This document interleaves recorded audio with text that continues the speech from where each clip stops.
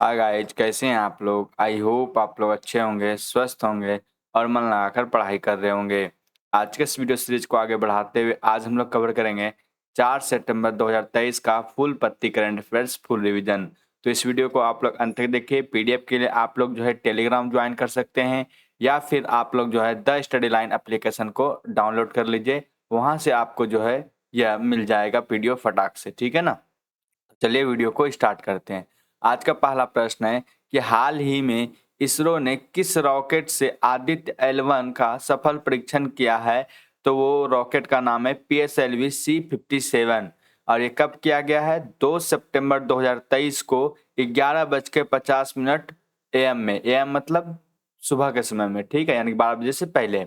और देखा जाए यहाँ पे तो ये कहाँ से लॉन्च किया गया है तो सतीश धवन स्पेस सेंटर श्रीहरिकोटा आंध्र प्रदेश से इसे लॉन्च किया गया है। मैंने आपको कई बार बताया है कि भारत का जो इसरो है, क्या नाम है, ISRO, ISRO, Indian space research organisation. इसकी स्थापना जो है 15 अगस्त 1969 को हुआ था। कब? 15 अगस्त 1969 को। बेंगलुरु में इसका हेडक्वार्टर है। इसके जो प्रेजेंट में अभी अध्यक्ष है वो S सोमनाथ है। और इसरो जब भी कोई भी सैटेलाइट लॉन्च करती है या प्रक्षेपण करती है तो वो आंध्र प्रदेश के श्रीहरिकोटा से ही करती है, ठीक है ना, याद रखिएगा। इतना समझ में आ गया ना। अब आगे देखते हैं। आगे है भारत की पहली सूर्य आधारित ये वैधशाला है। ये मिशन जो है भारत की पहली है, याद रखना है सूर्य के लिए। अगला है ये L1 पॉइंट के हेलो ऑर्बिट में स्थापित किया जाएगा और ये लगभग 125 दिन इसमें लगने वाला है।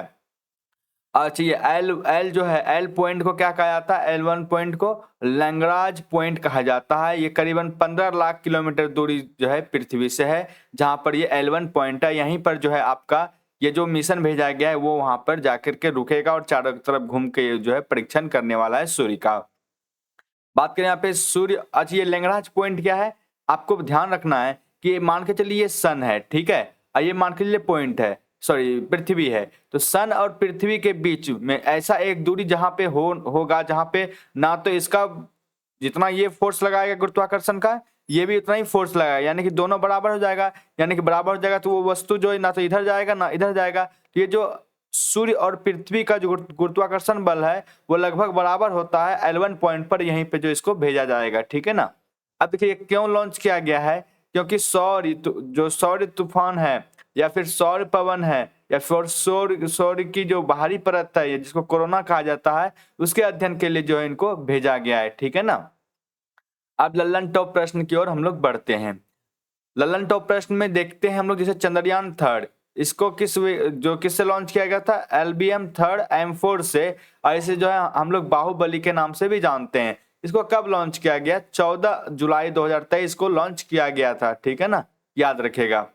अब देखते हैं यहाँ पे DSR, ठीक है, DSR ये क्या है? सिंगापुर का उपग्रह है जो कि याद रखना है PSLV C50 से S56 से लॉन्च किया गया था। आगे यहाँ पे पार्कर सोलर प्रोब मिशन, ये जो है नासा के द्वारा 2018 में छोड़ा गया था सूर्य के लिए, ठीक है ना। आगे यहाँ पे कि सूर्य मिशन देखा जाए तो सोहो मिशन जो है ये नासा का है जो कि सूर्य मिशन है। और जो यूरोपियन स्पेस एजेंसी है ना, देखिए ये आपको मैंने कई बार बताया है कि इससे पहले जो है दो ही देश जो है सूर्य के लिए गया है, जिसमें से एक तो नासा है यानी कि अमेरिका है, दूसरा यूरोपियन स्पेस एजेंसी है जिसको ESA कहते हैं। जो नासा ने भेजा है उसको सोहो मिशन कहते हैं और जो यूरोपियन स्पेस एजेंसी ने सूर्य मिशन भेजा है उसको यूलियस मिशन कहते हैं, ठीक है ना।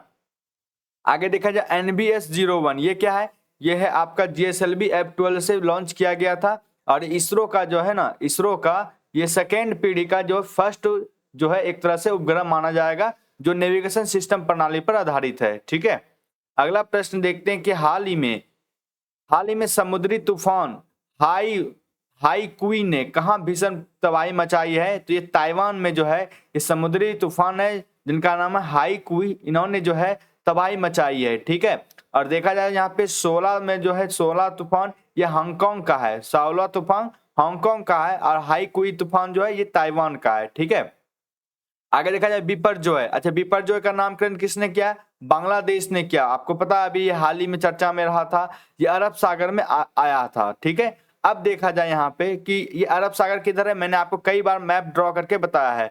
मान के चलिए ये जो है आपका इधर साइड जो है आपका ये गुजरात साइड है, ठीक है, गुजरात है, ऊपर में राजस्थान है, तो ये इस साइड जो आप देखते हैं गुजरात, महाराष्ट्र, गोवा, कर्नाटक, केरल, ये साइड में आप जो देखते हैं इधर ही आपका जो है पश्चिम साइड में आपका अरब सागर है, ठीक है ना। आगे मोचा का नामकरण किसने किया था? यमन ने किया था, बंगाल की खाड़ी में आया था। असनी का नामकरण जो है श्रीलंका ने किया था, बंगाल की खाड़ी में आया था। और जो इडालिया तूफान है ये फ्लोरिडा में आया था, अमेरिका में, ठीक है, याद रखना है। अगला जो प्रश्न है वो है हाल ही में भारतीय मूल के अर्थशास्त्री जो धर्मन षणमुगरत्न है किस देश के राष्ट्रपति चुने गए हैं? ये सिंगापुर के राष्ट्रपति चुने गए हैं। ये 90 नंबर के राष्ट्रपति हैं, कार्यकाल 6 वर्ष का होने वाला है। पार्टी का नाम है पीपल एक्शन पार्टी और यह जो है आईएमएफ के पहले एशियाई अध्यक्ष थे, ठीक है। आईएमएफ के पहले एशियाई अध्यक्ष कौन थे? यही थे जो कि राष्ट्रपति बने हैं सिंगापुर के, ठीक है। लल्लन टॉप प्रश्न की ओर बढ़ते हैं। जैसे देखा जाए यहाँ पे भारत के निर्विरोध निर्वाचित राष्ट्रपति कौन है? नीलन संजीव रेड्डी है, ठीक है। राष्ट्रपति के लिए न्यूनतम आयु 35 वर्ष होनी चाहिए। राष्ट्रपति का चुनाव एकल संक्रमणीय मत पद्धति के द्वारा है। और देखा जाए यहाँ पे जो राष्ट्रपति का चुनाव विवाद होता है उसका निपटारा जो है ये सुप्रीम कोर्ट के द्वारा आर्टिकल 71 के तहत किया जाता है। और देखा जाए यहाँ पे राज्यपाल बनने के लिए न्यूनतम 35 वर्ष होना चाहिए, उपराज्यपाल के लिए 35 वर्ष होना चाहिए, राज्यसभा का जो मेंबर होता है सदस्य उसके लिए 30 वर्ष होना चाहिए और जो लोकसभा का जो सदस्य है उसके लिए जो है 25 वर्ष होना चाहिए न्यूनतम उम्र।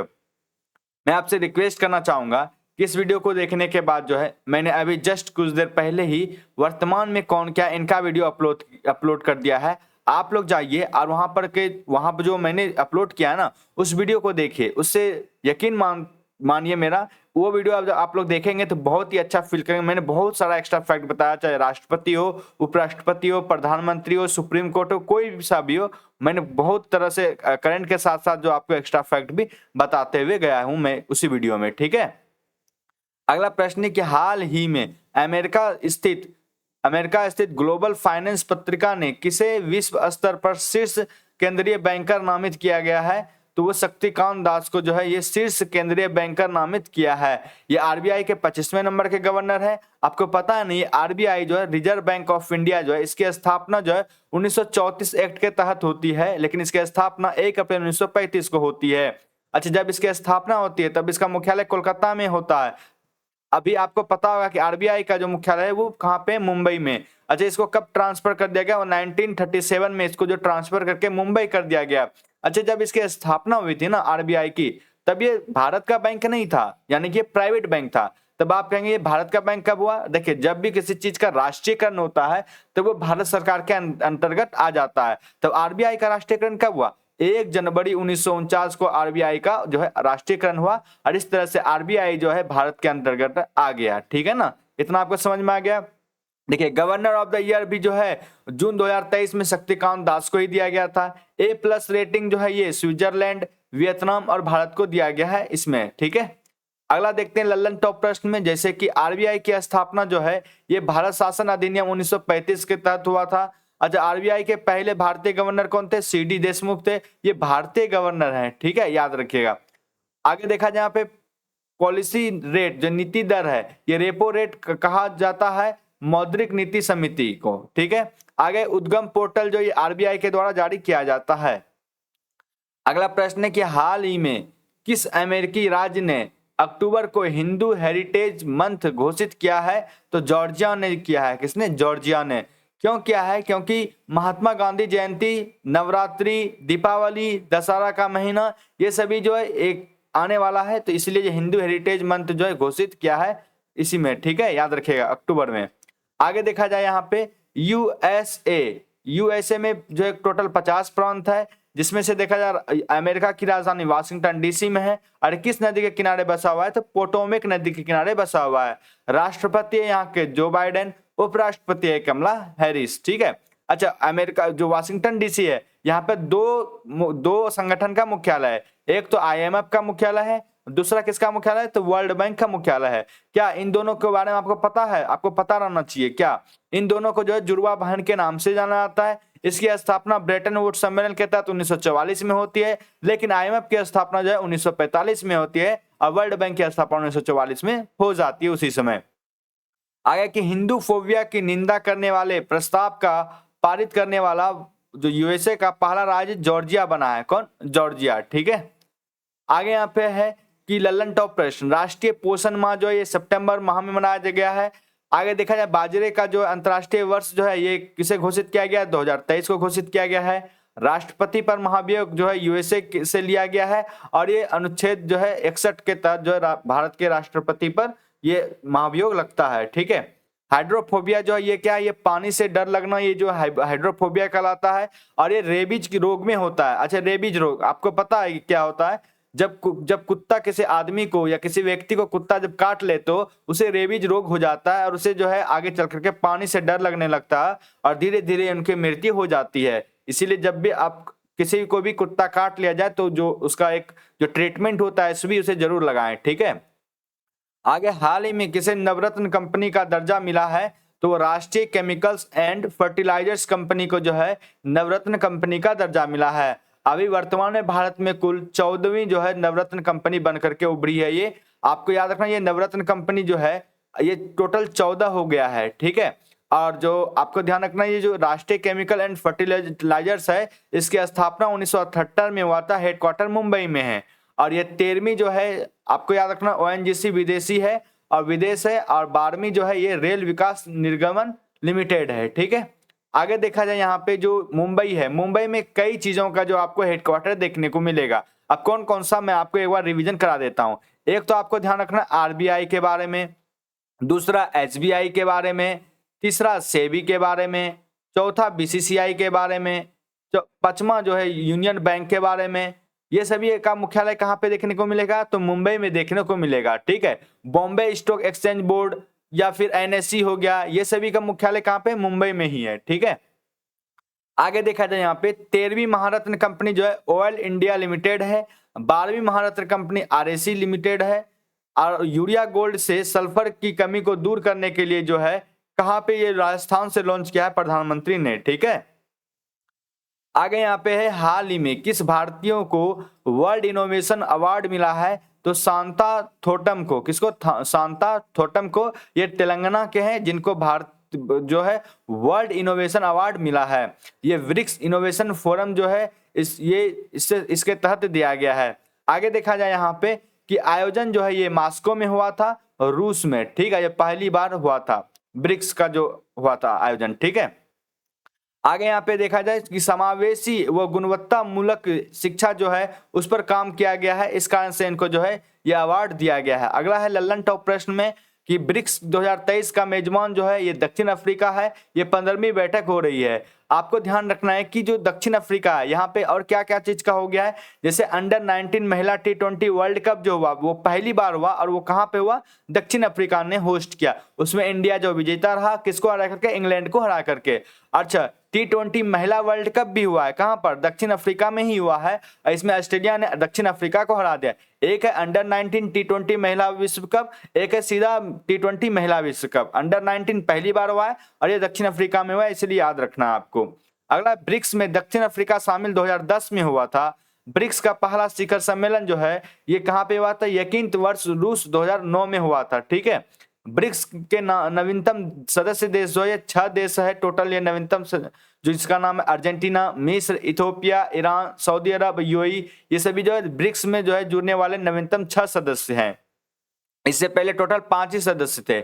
आगे यहाँ पे कि हाल ही में G20 शेरपा की चौथी बैठक कहाँ प्रारंभ हुई है? तो नूह हरियाणा में हुई है। कहाँ पे? नूह हरियाणा में। ठीक है। आगे देखा जाए G20 जो है ये कैसे कहा जाता है? देखिए टोटल 19 देश इसमें शामिल है और एक यूरोपियन एजेंसी शामिल है। इन दोनों के मिलने से ही G20 कहलाता है। ठीक है ना। अच्छा, इसकी स्थापना G20 का 1999 में हुआ था। इसका कोई भी हेडक्वार्टर नहीं है, ध्यान रखिएगा। 2023 में G20 का होस्ट आपको पता है ये भारत कर रहा है। ये 18वीं बैठक है, याद रखना है।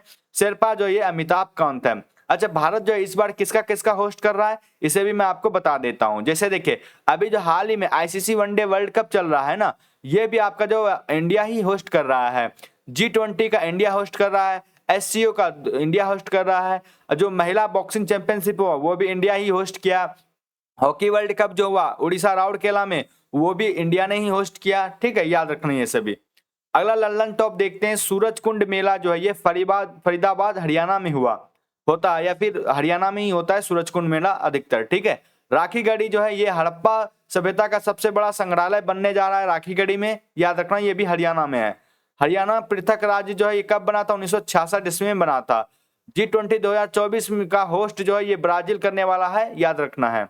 अच्छा 2022 में कहां पे हुआ था, तो 2022 में इंडोनेशिया में हुआ था, 2023 में इंडिया में हो रहा है और 2024 में ब्राजील में होने वाला है, ठीक है। अगला प्रश्न है कि हाल ही में भारतीय फिल्म के एवं टेलीविजन संस्थान के अध्यक्ष पद पर किसे नियुक्त किया गया है, तो रंगनाथ माधवन को नियुक्त किया गया है शेखर कपूर के स्थान पर, ठीक है, याद रखना है।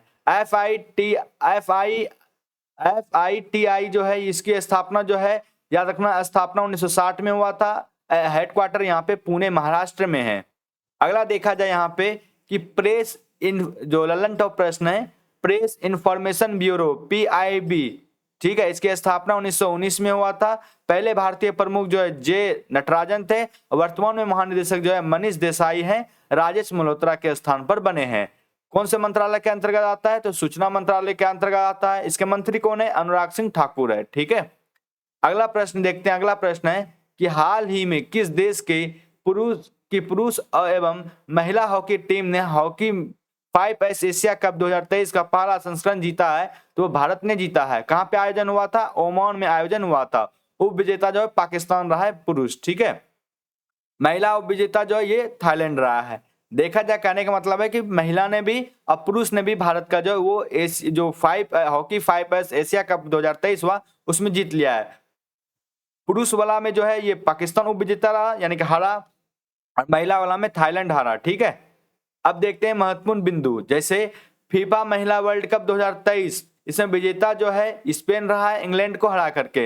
ये हुआ कहां था, ये हुआ था ऑस्ट्रेलिया और न्यूजीलैंड में, ये 9वें नंबर का था। अच्छा हॉकी वर्ल्ड कप जो 2023 का हुआ, आपको पता नहीं, ओडिशा में हुआ, मैंने आपको ऊपर में बताया था। ये जर्मनी जो है जीता है बेल्जियम को हरा करके।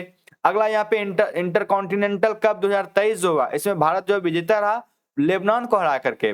और फीफा वर्ल्ड कप 2022 जो हुआ, ये कतर दोहा में हुआ, विजेता अर्जेंटीना रहा, किसको हरा करके, फ्रांस को हरा करके। इस तरह से मैंने आपको 4 जो सितंबर है इसका करंट अफेयर्स मैंने कंप्लीट रिवीजन करा दिया। ये वीडियो कैसा लगा आप लोग जरूर बताएं। चलिए मिलते हैं नेक्स्ट वीडियो में, तब तक के लिए जय हिंद, जय भारत।